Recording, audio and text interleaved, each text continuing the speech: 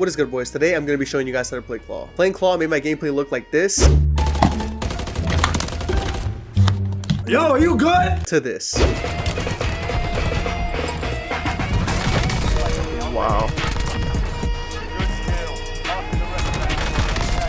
Now in this video, I'm only going to cover standard Claw. I know people nowadays, they play like all sorts of Claw, like left claw, double claw, freaking the lobster claw. I don't know, man. There's like a bunch of different grips that people use now. You know, back in my day, that's all we used to play. We used to play standard. So that's what I'm going to show you guys. Now, if you're asking yourself, why would you even want to play Claw in the first place? Really, the only reason why I started playing is just to avoid buying a scuff, because those things go up to like $200 and I was not trying to spend $200 on a controller. So I thought it was much cheaper and much more efficient to learn how to play Claw. That way, if my controller ever breaks, I really only have to ever pay $60 for a new one and I'm good to go. So if you're like me and you don't want to spend $200 on a freaking controller, then Claw might be for you. All right, so standard Claw is when you hold the controller like this. The one that I was talking about that I think is very weird that I do not understand is like left claw. I think that's what it is. I don't understand why you would have to do this. Just touch your D-pad, like that makes no sense to me. So the one that I use is standard Claw. So I hold my controller just like this. My finger rests on Y because I like to Y a lot. So this is what it looks like when I spam it. If I want to reload, I just switch here. If I want to go, you know, prone, I do that.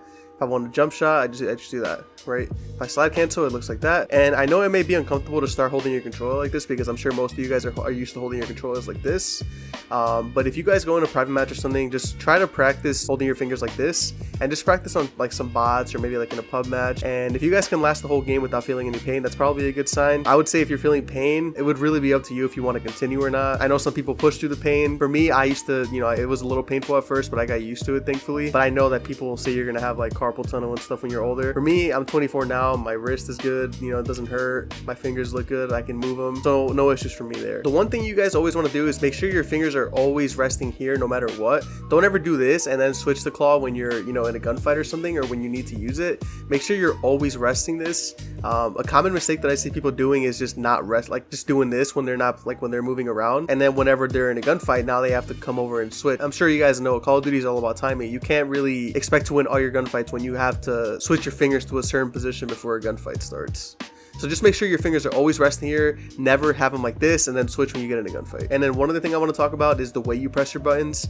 I used to know someone that would actually do this, like exaggerated motion when they would touch their sticks. Like they really would just do that. And I don't know how they were doing that, but that actually felt comfortable for them and they were really good doing that. So if that feels comfortable for you for whatever reason, you know, by all means stick to it. I can't even do it the way he does it, but he would exaggerate the movement. He would do that while keeping his thumb and his middle finger in still. So he would do like, I can't even do it. I'm trying, but I can't even do it. It's like so odd. Like that. That's exactly how we do it. So he would exaggerate the presses like that. So if that feels good for you guys can do that as well. You know, there's really no set way to do this. I'm just showing you guys how I hold my controller and what feels comfortable for me. But by all means, try to experiment and see what you guys like. You also don't ever want to have your thumb press any of these buttons because that kind of defeats the purpose of Claw. So if you're ever doing this, that's wrong. That's defeating the whole purpose of Claw, because the whole point of Claw is to not have to move your thumb from the analog stick. You want to make sure your right thumb is always on the right analog stick. So if you're ever taking time to do that, that's going to mess you up in the long run. The whole point of Claw is to always be ready for some sort of gunfight that requires you to use movement at any given moment without any delay. And that pretty much covers the Claw guide, boys. For the rest of the video, I'm just going to play some clips that I got on Call of Duty with the hand cam. So if y'all enjoy the video, I would appreciate a like and a subscribe. And with that being said, I'm out, boys. Peace.